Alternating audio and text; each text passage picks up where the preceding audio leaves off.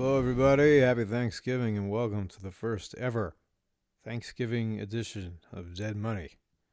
And because this is the first ever Thanksgiving edition, this very special Thanksgiving edition is brought to you by Thanksgiving, where we crucify turkeys instead of Jesus. Don't be a fucking baby and get all butthurt about that, alright? It's a fucking joke, okay? I'm kidding. God, when did everybody become such a fucking pussy about everything? Anyway, so holy shit. I hope it doesn't take me 5 hours to do this show because wow, did I have a most captivating back-to-back 2-night stretch at the Bellagio 2-5, where on both occasions I arrived at the poker room between 3 and 4 a.m. And also on both occasions I impulsively went down to the casino because I could not sleep. 1 minute I was trying to sleep. The next minute I thought, fuck it. Let me go play some poker. And that's usually the most fun way to decide to play, or decide to do anything, really. When I played the first session, I figured I only need a couple hours to get my fix, but I, of course, also knew that I would play longer if I found myself in a spot that's particularly advantageous. But before I get into the hand histories and the stories that unfolded with them, let me just start by saying that the Bellagio poker room is a rough fucking poker room, okay? I loved it when I used to play there consistently, so I of course knew plenty of other pros and regs, but I've also known plenty of other pros over the years who do not like the room at all, and for good reason.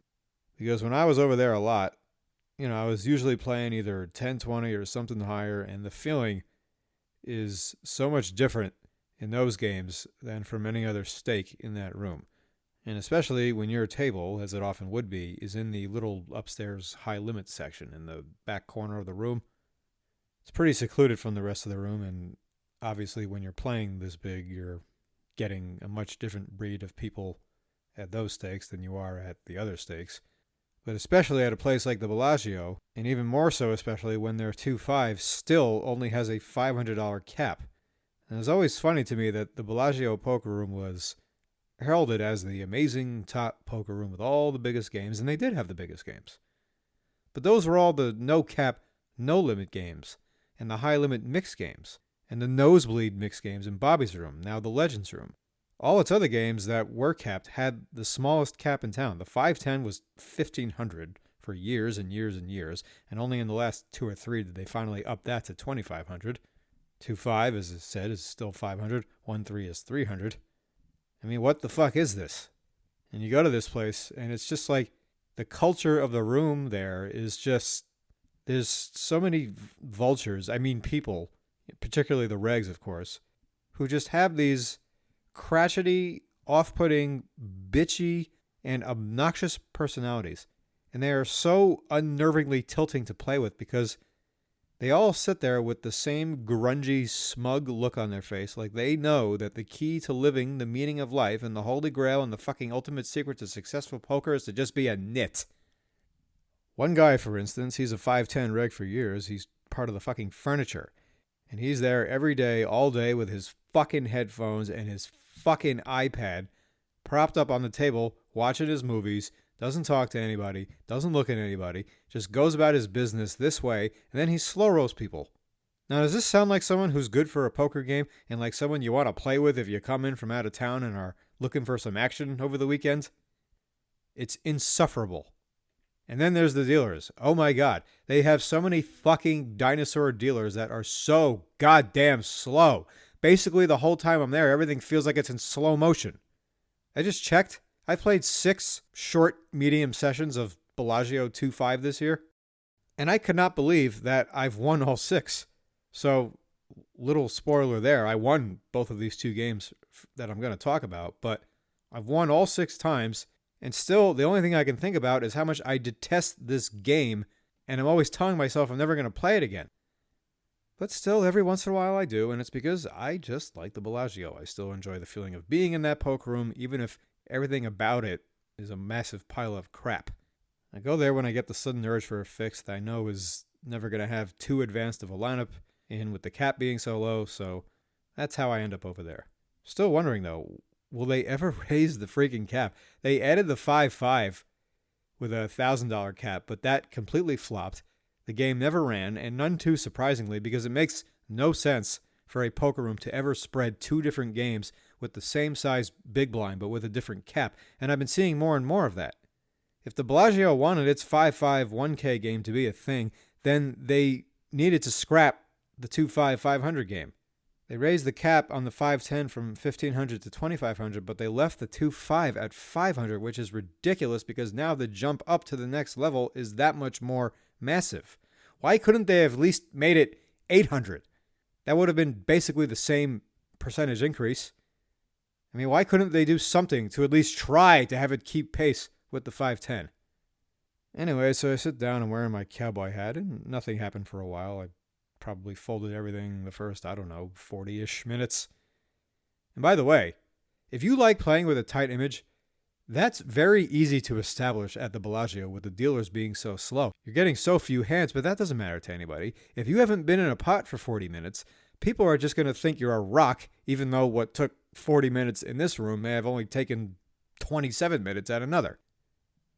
But all right, first hand I get to play this mid-30s looking white woman, sort of pretty, although I don't like admitting that. She had glasses also. She opens to 15. She's about 1,000 or so deep. I 3-bet to 50 with H-Jack offsuit as the next action, and she folds. And we're going to call her Madeline for a future reference because she really, really looks like a Madeline. In fact, I was shocked when I found out her name wasn't Madeline. And if your visual of what a Madeline looks like bears any resemblance to what mine does, then you already know what she looks like. Now, Madeline seemed like she was definitely trying hard to win, but I wouldn't know if she's a reg now or not, but she was given the same kind of image I expect to see all over this game from players who aren't just pure fish. Just going to be nitty and never put me in a tough spot unless the deck does it for her. The second hand I play, also H-Jack offsuit. I think there was a couple of limps and then a middle position raise from a fish who would not shut up, and I made it 85 out of the small blinds. Folds back to him, he does a whole song and dance, and then he folds, and then he says, "What was it, aces, kings, or queens?" I just tell him it's a secret. But this is what happens when you sit down and don't get anything playable to start. People jump to conclusions about you after very short periods of time. And it's interesting because I do the same thing, only I do it for a much different reason. If I conclude you're a nit in the first 30 to 45 minutes, it's not so much because you haven't done anything aggressive yet. It's your way of being and how you carry yourself as you go about your business at the table. That's where the read is really coming from. Because 30 to 45 minutes is nothing. That's like, I don't know, like 20 hands. You don't think someone could go 20 hands without getting anything amazing? But oftentimes people are just looking purely what's on the surface of what your play has been like, and that's it. They assume you're just nut peddling because you didn't sit down and start dumping money, basically. So this game had been pretty inactive so far, but finally I get a hand to open raise. There's two limps, and I make it 30 from the cutoff with 7-6 suited. Folds around to the first limper, who now limp raises to 100. Now the guy who did this was this European fish who looked, about 50. We're going to call him Johansson. Folds back to me, and I fold, and this is a classic tilting moment from one of these garbage-looking tryhards who play the Bellagio 2-5. Then things suddenly got interesting. We had a new player join 2 seats to my left. He bought in with 500, and within about 15 minutes he dusted that off. It was his action to show first when he was all in, but Johansson showed his hand first and stacked him, so this new guy rebuys. Then I see a hand where he min-raise opened pre-flop with 6-3 suited from early position, so we know he's tilting at least a little bit. And he appeared to be anyway before that hand went to showdown. So then comes an under-the-gun open to 20. The next player called. This was the fish who assumed I could only have queens plus when I 3-bet him. Let's call him Arthur. I thought for a second and called the cutoff with pocket sevens. If we were all deep, I end up 3-betting in these situations a lot just because we're so deep that if I don't win the hand now, I will often have the betting lead and be in position heads up against someone who isn't very good and we know is not going to 4-bet very often. So it's just a good spot to put yourself in as much as you can. But when you're only $500 deep, that really changes everything. So, okay, I just call.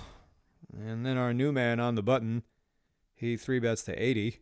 It's kind of a small 3-bet. A pot size 3-bet would be to 100. And this is where sizing tells can make a huge difference.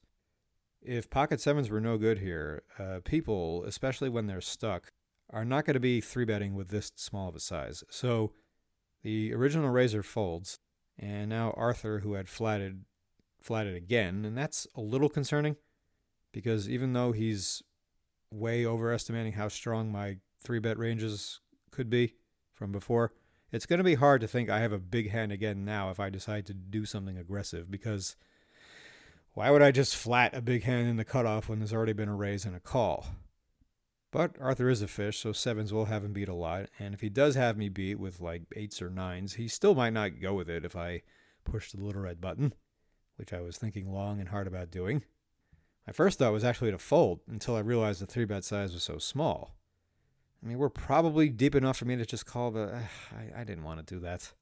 Now, obviously, I'm probably flipping on the right end at best against the button unless he has a small suited ace, but I felt under the circumstances there was a very high probability that I was ahead because he just stacked off and he's been showing down bullshit ever since, and now he 3-bets to a small size with all these people in the pot and he's got position, so fuck it, I jam.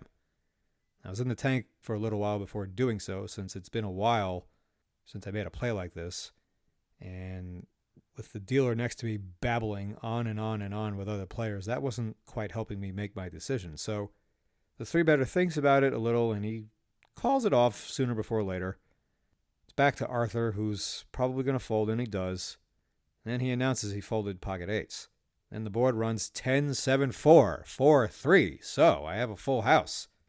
I show it, and then my opponent confidently turns over ace-10 offsuit, so I suppose he didn't see there was a 7 out there after first seeing my 7s turned over, so felt good to make that read, and gee, what do you know, I finally won a fucking all-in. Hooray. Now, I would have stacked this guy anyway, because he flops top pair, top kicker on 10-7-4, and I got a set, and he's 100% going to stack off at that, but I won the better way.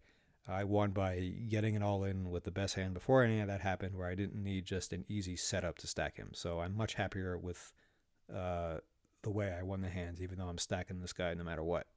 But I only tipped $1 to the dealer, and he was sort of like, thank you, annoyed since, you know, it's a big pot for this game, and it took a while for it to happen, but fuck him.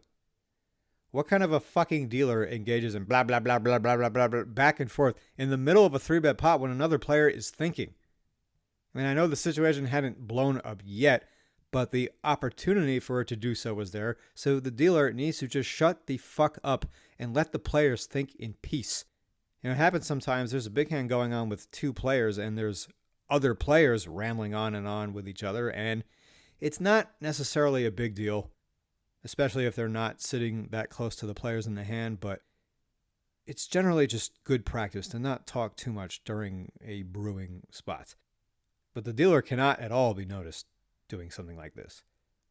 I mean, the players are the players, but the dealer, bad luck. Next time, do your job. And when I said all in, it took him an extra second to even realize it. Next hand I play, I raise to 20 with ace-king of hearts. We go 4-way. Flop is 6-5-5, 2 hearts. It's always tempting to bet these kinds of hands, even with the pair on the board, but I check, everybody else checks. Turn is a 4. That's not helpful. We check again, and the in-position player bets 30 into 80. I call, there's one call behind me. The river is a jack. We check to him again, and he checks in position with the winner, jack 8 of hearts. So that's pretty annoying, although I was probably already in second place going to the river with the overcaller on the turn. Now, when this guy bet 30 on the turn, I know he's going to have some goofy hand, but I'm afraid to check raise bluff because I'm just afraid I'm not going to get any credit. I mean, that's the worst fucking feeling, is when you know the guy has some dumb shit, but you feel like you can't even try to bluff him because he's too likely to call. Now, it would have been interesting, though, if I had check raise turn, because he's going to call with a hand that's beat, and if he hits the jack on the river, I'm probably going to be tempted to jam, and what's he going to do then? Is he going to call with his jack? I don't know. It'd be tough. But then there's a cutoff raise to 15. The button calls, and Madeline 3-bets to 65 from the small blind, and I have pocket jacks in the big blind, and she and I are about 200 big blinds deep now. And normally I hate cold calling 3-bets, but I do have position on her, and if it goes multi-way, it's at least going to have fish in it. I mean, theory probably says this is a fold or a 4-bet dough calling, but with pocket 10s through pocket queens, and maybe even occasionally with kings, I've been mixing in the occasional cold call of a 3-bet. So I did it again here. And we went 4 ways. And the flop was ace-9-6 rainbow. And she c-bet 120. So we all fold and she shows a set of 9s. Yeesh. So if I had cold 4-bet, she probably calls and she's going to win this hand. Unless I hit the jack somehow. So on to the next hand. And another funny thing about the Bellagio is the caps on their buy-ins are low, yet you can straddle completely around the table.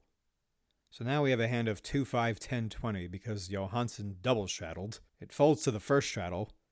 And the first straddle is like a reg who I've known a long time and generally plays something of a straightforward style, doesn't try to get fancy.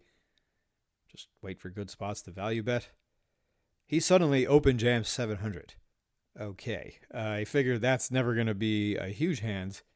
And then Johansson starts thinking, and he doesn't wait that long. And he didn't snap, but he called rather quickly. And the reg has pocket 6s, and Johansson has pocket 8s, and just like that, he stacks them. I couldn't believe the open jam, and I couldn't believe the call even more. I mean, I would not have called. I mean, even though the guy only had 6s, so Johansson looks smart, I still think it's a bad call. I think when people who haven't been tilting at all and just playing normal suddenly do something really bizarre like open jam in a blind versus blind scenario, which is essentially what this was, oftentimes it's a stupidly big hand. But it wasn't this hand, so Johansson gets to look like a killer. Then Arthur starts complaining. He's oblivious to all the mistakes he's making, but he starts complaining that the reg on my left, another somewhat young white man, we're going to call him Nicholas, was never paying him off in any pot that they played. Arthur was winning just about all those pots and then showing what a big hand he made, but he was very unhappy that he was never getting more action. He just kept saying, "You must have a read on me, you must have a read on me," just moaning on and on and on. And all the while, Nicholas keeps saying, "I just never have anything." And yeah, that's the thing. People, just because a guy folds to you a few times doesn't mean he's kicking your ass with live reads. He could just be at the bottom of his range, you know. But either way, I noticed Arthur seemed to be overlooking the fact that all he ever did was get dealt huge hands. Poor guy. So this next hand was when I think I should have found a way to play a little more aggressively. It folds to Madeline's button. She makes it 15. I 3-bet to 65 in the small blind with ace-7 of diamonds. Nicholas is in the big blind, and he's been card dead for a while, and he cold calls. Madeline calls, so with 3 ways, I flop total air, queen 8-3 rainbow. We all check. Turn is the 4 of hearts now, so now there's a flush draw. And we all check. My river is a 9, we all check. I show first, Nicholas shows pocket 6s, and Madeline comes in third to tell me she had king-jack of diamonds. Now, Nicholas's cold call from the big blind is just bad. I mean, we're not that deep. He's not closing the action. He's not in position if it goes multi-way, and he's not in the hand with any of the real fish. But this is the kind of mistakes you see these nitty regs make. You know, they're just trying to hit sets all day and stack people. Now, my flop check is pretty much automatic, and that turn card could conceivably give either a set. Much more likely Madeline, since she's the button. Madeline also has a lot more flush draws. I mean, Nicholas really shouldn't have any flush draws when he calls the 65 pre-cold, so I just assume he's got a pocket pair. So if I wanted, I could throw out a good-sized bet here to try and rep some sort of trap in the hand now, since they both check the flop after me. It's pretty apparent neither of them has anything big. And then this turn looks like a blank. And hell, I can even be called by some worse hands from Madeline, like 6-5 or some flush draws. If, say, she had king-jack of hearts instead of diamonds. But as played, once we get to this river, now jack 10 is the nuts. Madeline can have it. Her hand even blocks it. But we all just do nothing and let Nicholas win. But on both the turn and river, I could have just been a bit more proactive in trying to get a read on each player as to whether or not they give a shit about this hand. Because with nits, oftentimes the answer is no, I do not give a shit until I have the nuts. So I could have found a way to win this hand. I mean, I'm not furious with myself, but against these player types, you can win these situations a lot more often. So then I take a pot off Arthur. The game had been quiet for a while, and we were short-handed now, too. I think we were 4 or 5-handed for a little while. And he's made a couple comments to me. He's like, I don't know about you now after seeing what you did with the pocket sevens. And I also heard him saying to the others and to Madeline, he's like, this table has some pretty good players, and he's pointing to someone in this seat and then someone in that seat. Then he looks at me again, and he's like, he's pretty good too, actually. Oh, thank you. So I raised to 20 with king 10 offsuit in middle position. Arthur calls a small blind. Flop is 10-8-5, 2 hearts. He check calls 25. Turn is the queen of clubs, 2 clubs. I have the king of clubs. He check calls 65. The river is another 10, so I have trips, but I also brought in a backdoor flush. It's 3 clubs. He check calls 60. I bet about a quarter of the pot, a little more. And I knew he couldn't call much with how long he took to call the turn. That's why I bet really small. And then afterward he said, I knew I was beat when he lowered his bet, but I called it because there's no action in the game. Okay, I guess that's one reason to pay someone off. I would play one more hand with Arthur. I raised to 20 with pocket jacks again. He calls a small blind. And as he called, he was breaking one of his black chips to get a stack of reds from Madeline, and then she folds the big blind. So we're heads up, and the flop is king, jack, 9, 2 clubs. He check calls 30. The turn is a 5 of spades, 2-tone board. He check folds to 75. And he actually showed me a jack, so we had the case jack. I'm not sure what size I should be using here when he's got like only 200 or 250 bucks left. I mean, you don't have to bet too much since he has so little behind. But at the same time, when people start spewing, you can get them to call much bigger sizes with way too many hands, regardless of what the SPR on the river will be. So the game is about to break, and Arthur proposes we all do a $100 all-in flip just for him. Me and Madeline declined. Nicholas said yes, but they can't deal the hand this way unless we all do it. So Madeline and I both fold. Then Nicholas puts the 100 in anyway without looking since he and Arthur wanted to do it. But now Arthur does look at his hand, and he calls. Nicholas had 10-8 offsuit, and he had a 10 on the river to beat Arthur, who had ace-queen offsuit. So I guess that served him right. He sincerely meant to just do a flip at first, but once we knew that was off, he could have said something. But whatever, maybe it was just confusion. So the game breaks now, and that was it for the night since no other 2-5 was going. Madeline hadn't grabbed a rack yet, so I asked if we were playing, even though I know she's going to say no, which she does. But then she tells me something that was pretty crazy. You know, I mentioned a minute ago when I had the pocket jacks and the flop was king jack 9, Madeline was giving Arthur reds in exchange for a black, and while she was doing that, apparently the dealer mucked her hand. And she said she would have flopped the nuts straight with queen 10 offsuit, and it would have stayed the nuts because the dealer let her rabbit hunt. At first she said she just threw away the hand since she was distracted and didn't feel like playing. But then she said it was the dealer who mucked her hand. So I don't know which one it was. But she's like, that saved you a lot. She's like, because I didn't think you were bluffing.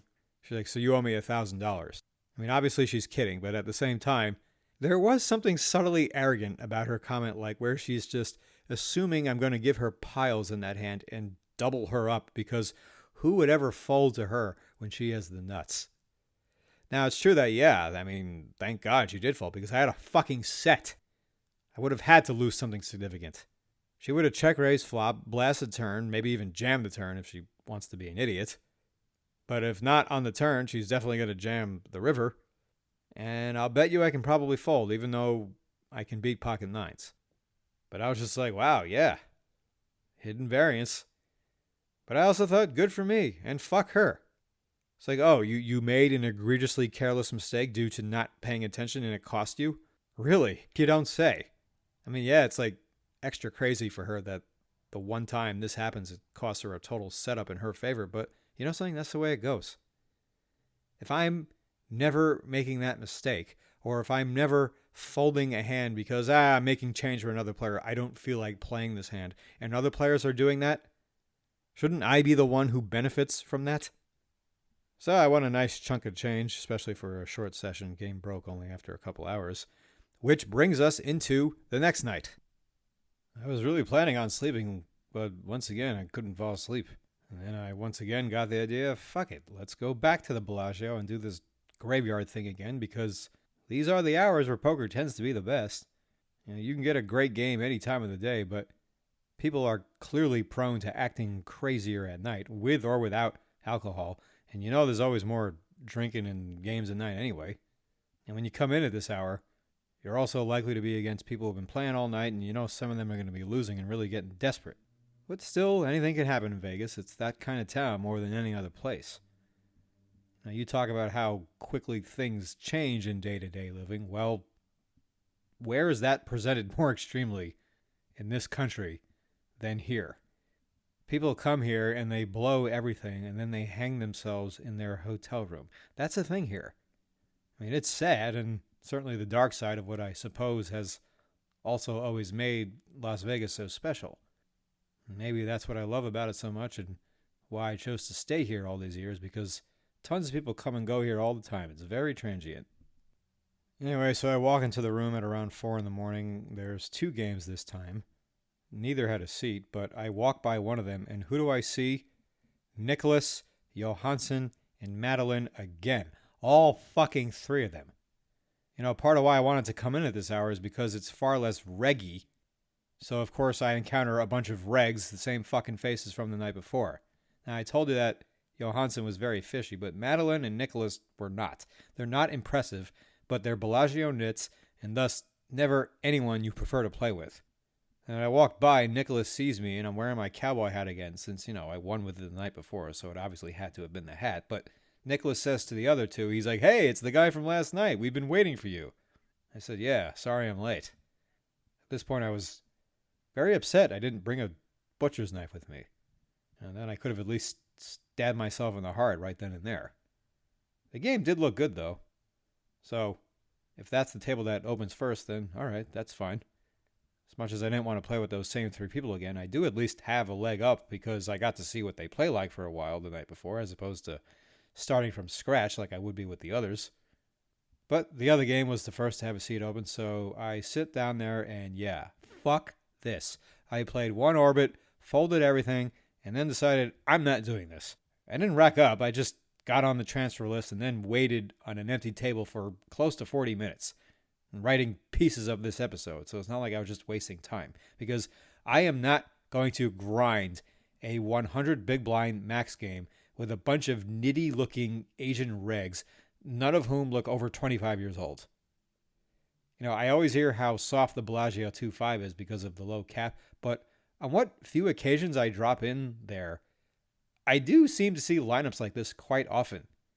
And this is not fucking racist, okay? You tell me, do you really want to play in a $500 max 2.5 game with a table full of nerdy-looking young Asian men with glasses, $500, no energy, and aren't talking to anybody? Does that sound like the most fun you could be having at 4 in the fucking morning? Whenever I'm in a bad game, meaning a game that just has really low energy and it doesn't even feel like anyone wants to be there, I hope I just go card dead. I hope I get nothing but rags that are unplayable, because if the game was great, I'm still going to be folding those hands. So I might as well get dealt dreck in a game that's already worthless. It's brutal when strong hands go to waste because you're playing in a game with no action, so this is the next best thing that can happen to you if you're not cold decking people. Obviously, when you cold deck somebody, you're going to win the max no matter what their skill level is, but games like this make me want to cry. At times now, No Limit Hold'em takes on something of like a limit-like feeling. There's always a lot of hands where you or they have to put X number of bets in for X number amount of money before folding. And maybe that should have been our first clue as to how bad we're all at No Limit Hold'em compared to a solver who was willing to do the craziest things at any time with any hand that is sensible to be in that spot with. The solver's calculations does not have emotions or consideration for how other emotional beings are considering what the solver is doing. So Of course, it was going to show us that what's correct is so vastly different from what we do because of how often emotions are guiding our decisions. And it just comes down to comfort. You know, how comfortable you are bluffing this hand in this spot versus this player after whatever's gone on that day, whether it's 15 minutes into the session or if you're stuck 2 buy-ins or if you're up 3. I think a very best player quality is, and having this quality alone doesn't mean you're among the best, but being willing to fire a huge bluff, possibly for all of it or more, at the end of a long day when you're crushing, that is a big separation. So many people don't want to fire huge bluffs, period. You think they're going to do it when it means jeopardizing a huge day's score? But the best player quality thinking is, no matter what the scoreboard says, it's just a decision. The scoreboard doesn't matter. They don't make scoreboard decisions because poker isn't a scoreboard day-by-day thing. There is no such thing. You just do what you have to do, and it doesn't matter when it occurs or what it'll mean for that day's result. If you're worried about doing something wrong that'll cost you a lot at the end of a good day, well, you've already fucked up. The worrying is the wrong decision, so it's already over. Now look, I'm not saying I've never chickened out of a big bluff at the end of a day. And when we do, we all justify our decision and give reasons why bluffing there either wasn't necessary or wasn't good for this or that reason. But the bottom line is, if this spot came up 5 hours ago, you would have done it. So that means you should do it now too. And just live and die with what happens. If you're up 2,500 and bluff off 2,100 at the end of the day, all right, you know what? So be it. You're better off playing like you mean it every second you're there than holding back the final 15 or 20 minutes every single day. But we know what this is all about. Poker is hard. Life is even harder. And sometimes we just want to get through the day. But you know something? Fuck that. Would you rather live a long life of holding back or a short life of conviction? Now, obviously, big bluff chances only come up so much to begin with, but they come up when they come up, and that's it. You have to do it. So if you're feeling like you're going to make a scoreboard decision, then just quit. It's okay to quit. Fuck the misery that comes with fucking up a huge spot because you're forcing yourself to be there. What the fuck? Fuck playing on B or C game. I hate that. So I finally get my table change. And when I sit down, there's a guy on my left with piles, and he welcomes me. Yeah, of course he did. He has all the money. But I must say, this guy actually went on to be one of the most polite and gentle people I've ever played with. And it was shocking because he had a Boston accent. And this guy was fishy. And he went on to lose a bunch of big pots as a big favorite, and it didn't affect him at all. But we're going to call him Melvin. And controversy soon began. I think it was only my second or third hand, but there's an under-the-gun raise to 15 from this young Chinese kid. The next action calls, and I 3-bet to 65 with me as the next action with king-queen offsuit. Melvin cold calls behind me, folds back to the under the gun, and he jams about 400 total. Next player folds, I fold, and now it's on Melvin, and he thinks a little bit, and he folds as well. And then the Chinese kid, we're going to call him Larry, peels back his cards, then picks them up, and shows them to the girl sitting next to him. And she's also Chinese, seems like his girlfriend, and we're going to call her Allison. Now, like most poker rooms, if not all of them, Bellagio has the rule of show one, show all. If a player does what Larry is doing and someone asks to see what his cards are, the dealer has to turn them over for everyone to see. Now, the dealer, of course, wasn't paying attention, so when I asked to see the hand, he didn't know what was going on. But then, out of nowhere, Nicholas, who was in seat 8 to the right of the dealer, I'm in seat 1 to the dealer's left, Nicholas suddenly aggressively scowls like, why are you making him show? He didn't show it to anybody. He just peeled them back. And then he pushed Larry's cards towards the muck with his own hands, which he's not allowed to do. That is the dealer's job. And then Melvin joins in and says, yes, he showed her. He's like, I want to see that hand. And so the dealer turns them over since the cards actually hadn't gotten all the way into the muck, and Larry had ace-9 suited. Okay, that's good to know. I mean, it only matters on principle, but now it's good to know that Larry isn't unwilling to stick the money in without the nuts. But I just could not believe what Nicholas did, because the night before, he'd been pleasant-natured for the 2+ hours I was there. I mean, he didn't complain once. He wasn't nasty to anybody. What the fuck got into him here? probably losing. And when I was arguing with him, I was telling him, I was like, you could not have been looking at him. He picked up the cards and showed them to her. It's like so upsetting when people are this stupid. And all the while, Larry said nothing. He didn't confirm or deny anything about showing his cards to Allison. If he had, it would have put a stop to all this. But instead, he just sat and watched us yell at each other, which was kind of funny, actually. And then Madeline, she jumps in and she takes Nicholas's side also. And she was another one. The night before, she didn't do anything out of line. But now suddenly she's batting down me and Melvin. And I said to her, okay, so you think we're both full of shit? She didn't have an answer for that. I mean, this was unfucking believable. You have two people who are adamantly declaring this player showed his cards. And we were also the ones left in the pot. So, we're going to be the ones paying the most attention. And now you got these two assholes standing on their head fighting against us. Why? To make sure a player doesn't have to show his hand? What for? Don't you want to see what his hand was just for the fuck of it? I mean, holy shit. This is classic Bellagio reg behavior and exactly the kind of crap I was talking about before. And I will say that Nicholas started to back off his declaration a little bit when he saw how insistent I was. But I said to both of them again, I was like, you'd have to have your eyes closed to not realize he showed her his hand. I mean, holy shit. Rules are rules, people. Rules are what make a game a game. If you don't have rules, then whatever your game is not a game anymore. I mean, I wasn't trying to make a big show of it. I just said to the dealer, what did he show? That was it. And you guys clearly weren't paying attention, so just shut the fuck up and let me finish what I'm doing here. I was talking to the dealer. I wasn't talking to you guys. You guys don't need to be saying anything to anybody. And Melvin just said to me again, quietly, he's like, you're right. He's like, he showed her, so you have the right to see it. And it happens all the time anyway. People show cars to others, and they don't get turned over because no one asks, and that's fine. But some people do bitch when you ask to see, even when they know they showed their hand, and it's just like, these are rules, bruh. It's like some of these people, it's like they forget they're in a public casino and not their kitchen. And they consider you asking them to follow the rules an offense.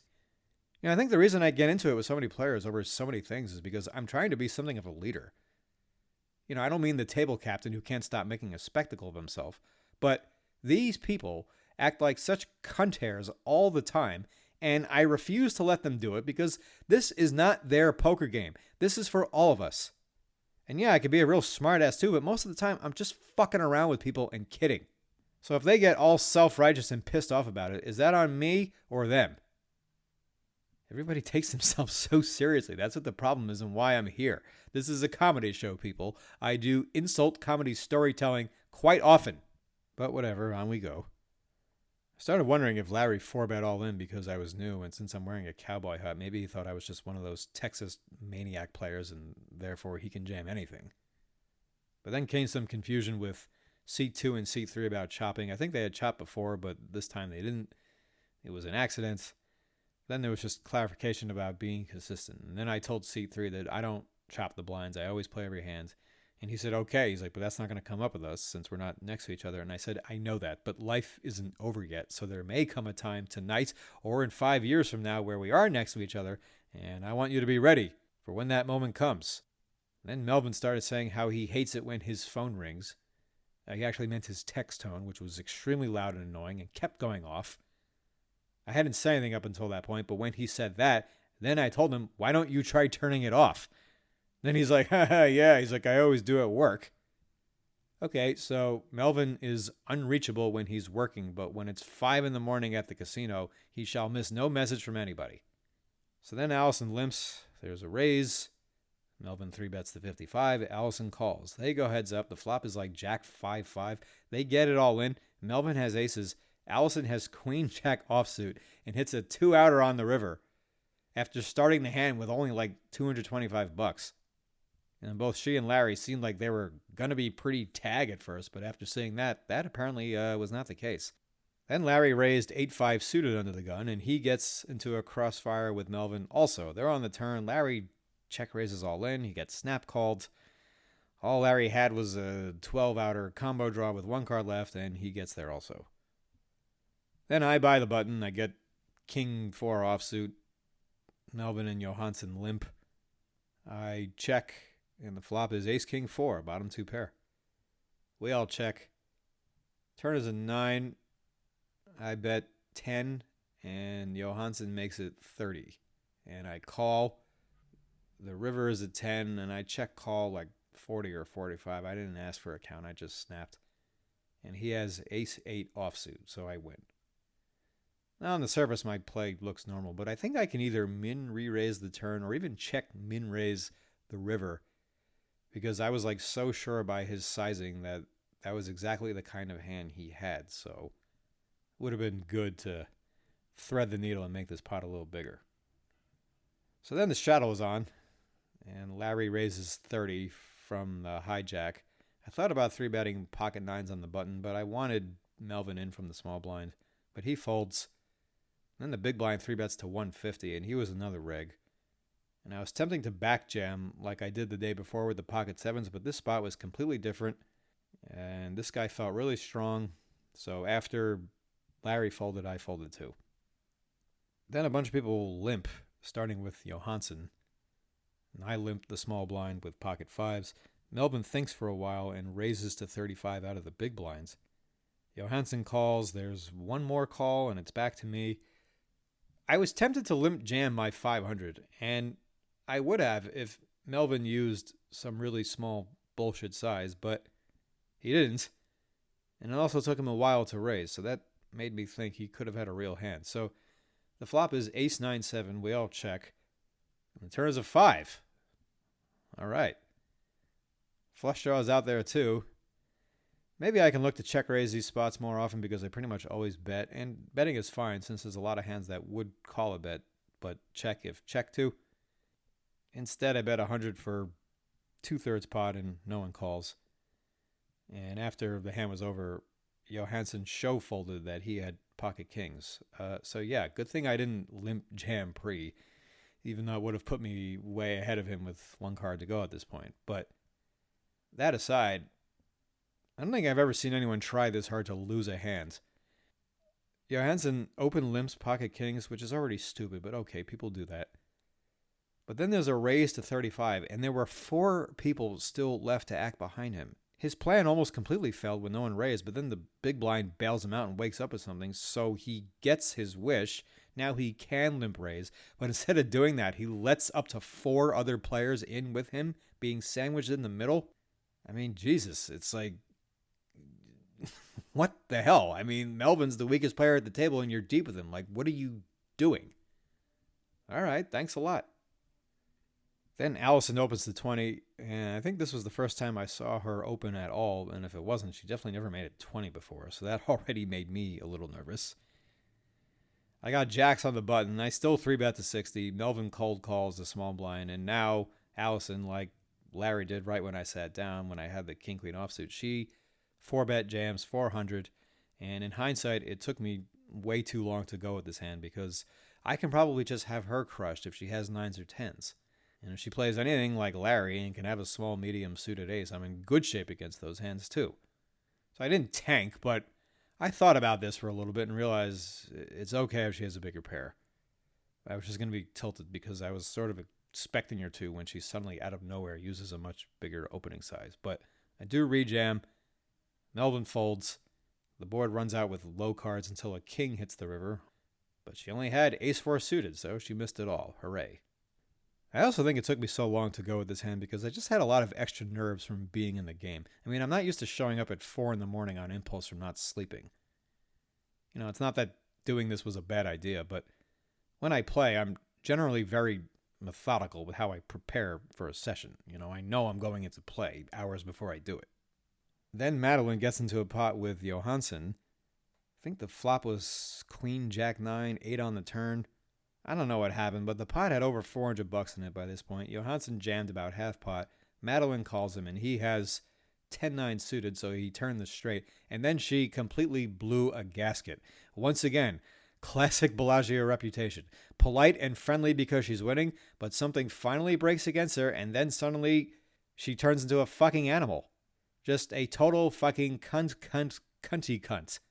She was super cunty. She was nasty to the dealer about counting the pot correctly. This nice little Asian lady who was actually one of the very few dealers that wasn't slower than a snail. As far as I could tell, the dealer didn't make any mistakes. And then when we had a dealer change right after that, now suddenly Madeline starts lashing out that the game is too slow. I mean, it was like night and day. I mean, she did eventually try to cover herself a little bit. She's like, all right, guys, it's 6 a.m. I think I'm just tired. Yeah, maybe not. Maybe you're just like lots of Bellagio regs, and that is you're just a huge baby when, God forbid, you catch a bad break. And I'm sure she did get fucked because Johansson was a fish, but it doesn't matter. Deal with life, lady. And we have another straddled pot where Larry opens hijack to 30. I had him in too active, and I thought about flatting to let Melvin in from the small blind, but I 3-bet to 110 on the button with ace-jack offsuit. Then Johansson cold calls his straddle, and Larry calls, so we go 3 ways. The flop is ace-deuce-3, 2 hearts. They check to me. I don't have a heart, but I throw in a check anyway because both players actually showed they might be bluffing here and there. Turn wasn't ideal. It was the 8 of hearts, so flushes are possible. They check again. I figure ace-jack has to be good here. I bet 140. Johansson folds, and Larry thinks a little bit and calls. And the river is consistent with a lot of rivers of this year. It's the 5 of hearts. So there's 4 hearts now, and the 4 of hearts is a straight flush.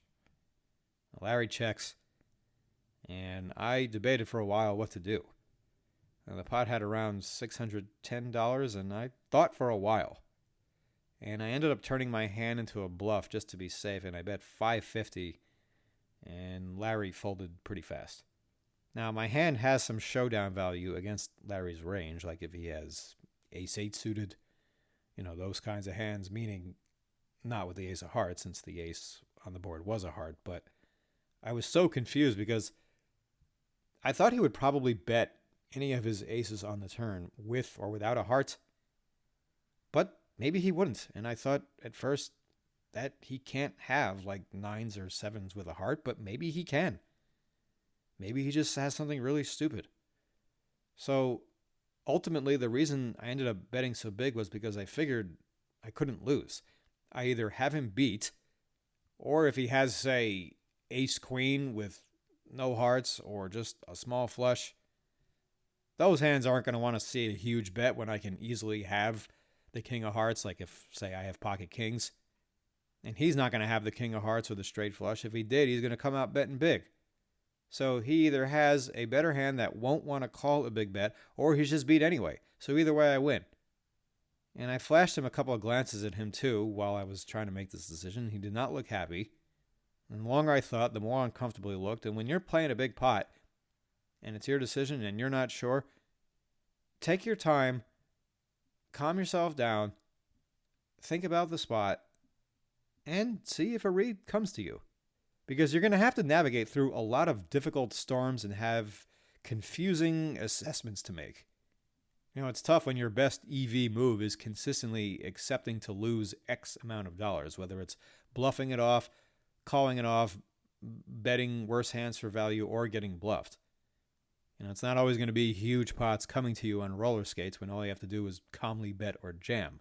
I think a lot of people think that's where it's going to go every session, but nah. So when you're in these dicey spots, you got to really bear down sometimes and thread the needle. So a couple of hands later, Larry opens and I folded, but I looked at him as I was folding and I felt like he had a look on his face of like, oh no, are you going to do it again? Are you going to 3-bet again?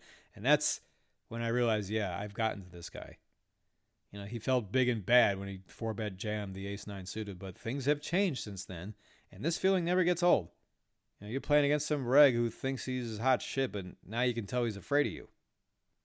Then I get king-queen off in the cutoff. I race to 20. The small blind 3-bets to 60, and Johansson cold calls out of the big blinds again.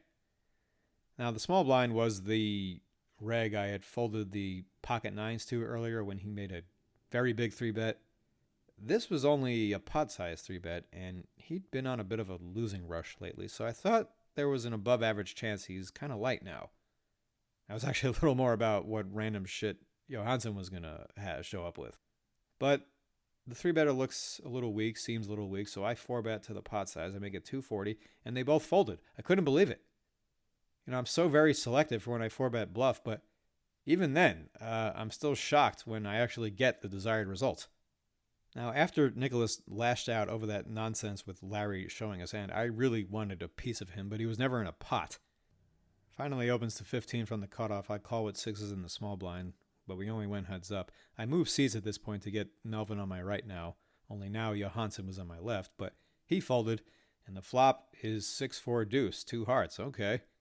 But it goes check, check, turns another 4, so I bet 15 to try and get ace high to call, but he instantly folds. Blah.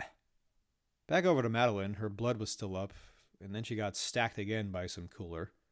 And when she rebought, she threw her cash at the dealer. I mean, at this point, she's making a case for being the biggest, sorest loser I've ever seen. And it's interesting because my general experience is women take the adversity of poker relatively okay in terms of how they comport themselves. I mean, it's the men who are the biggest babies you ever saw. And if I'm not mistaken, then I think Madeline got stacked a third time. I'm not sure. She left the table, but had us keep her seat. And she had kept on, of course, with her nonstop cuntery. And she comes back now, and she only rebuys with 200, so all right, looks like she's almost done. But then she gets kings and doubles it up against Larry. Then she gets into another pot with Melvin. The board was queen, queen, 5-3 with 3 hearts. Madeline jams a turn. Melvin snaps and says, I have a flush. And she starts ranting, of course you do. Of course you have a flush when I have trips.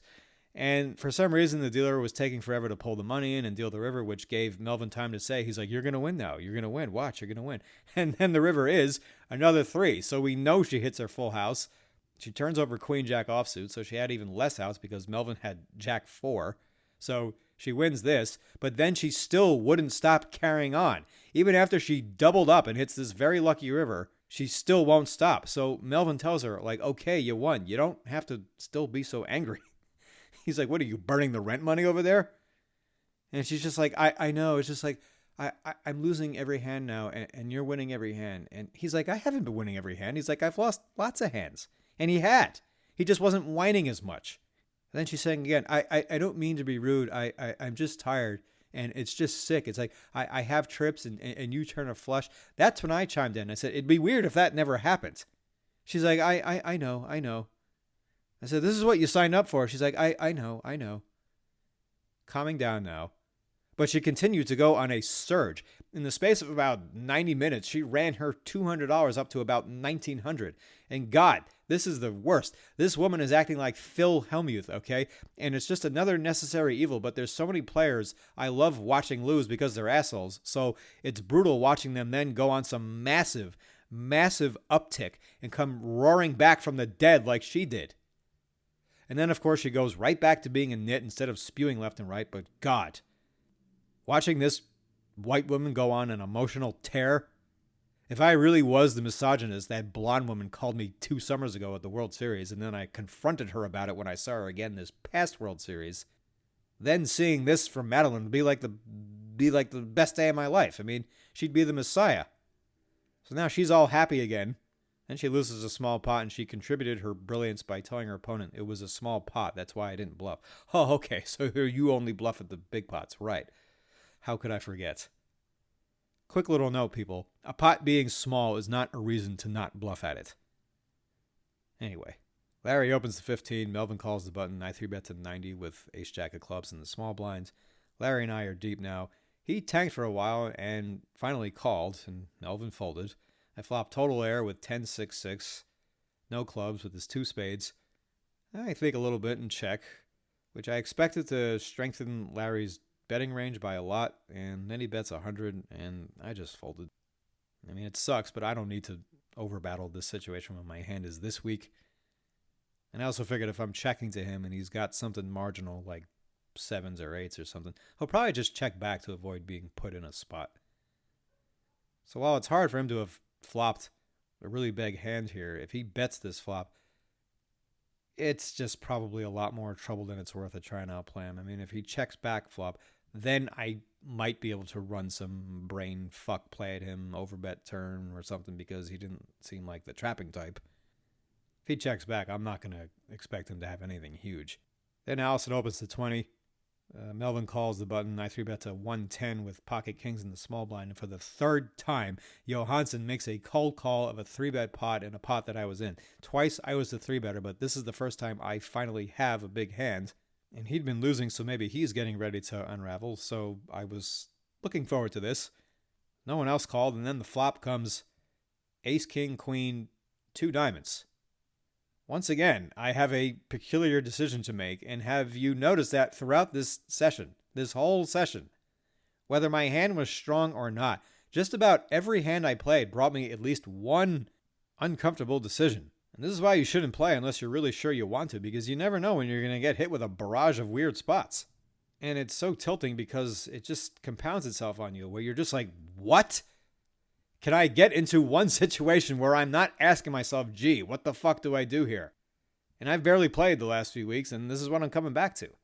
So I didn't know what to do on this flop, because I know if I bet it's going to look super strong. Duh.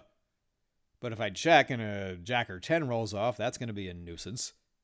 But I ended up checking to see if he would spaz at anything stupid. Yeah, if he has a hand that can call a flop bet, chances are he might call on the turn as well. As long as it's not a jack or 10. He checks back, no surprise there. The turn is the 8 of clubs, and that is a 2-tone board.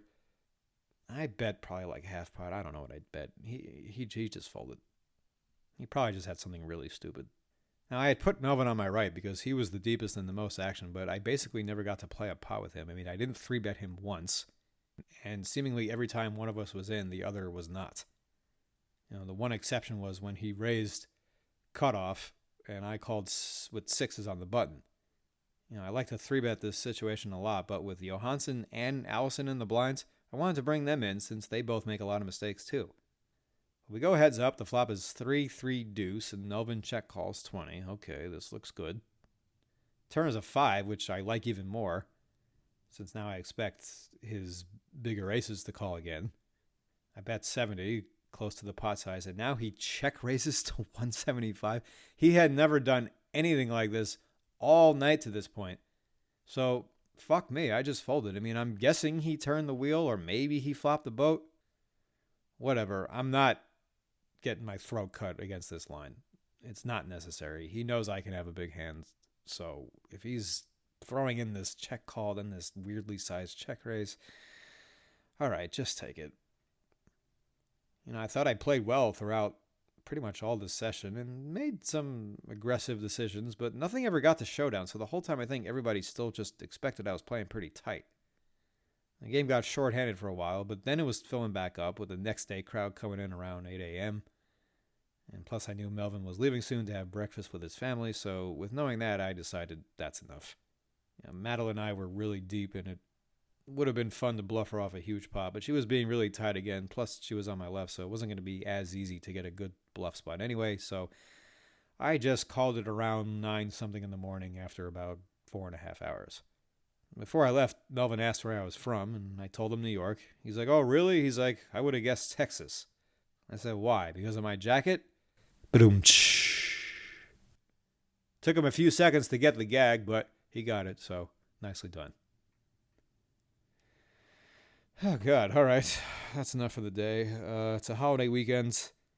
Holidays, these are supposed to be the best times to play, so I'm going to look to rally myself and get myself back in the win 2-5 swing of things since it's been a few weeks. So, we'll see you next time.